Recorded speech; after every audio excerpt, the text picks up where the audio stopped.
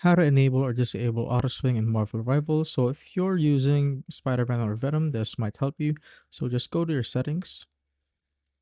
And once you're there, go to keyboard, then go to combat right here. And if you can't see the auto swing option, it means that you have not selected the hero that you're using. So click on the all heroes icon right here.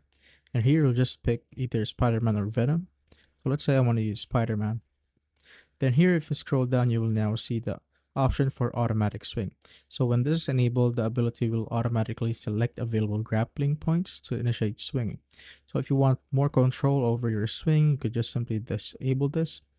And this might help you if you're having a hard time using the automatic swing option. But if you're okay with it, you just simply need to leave it open just like that, or leave it turned on.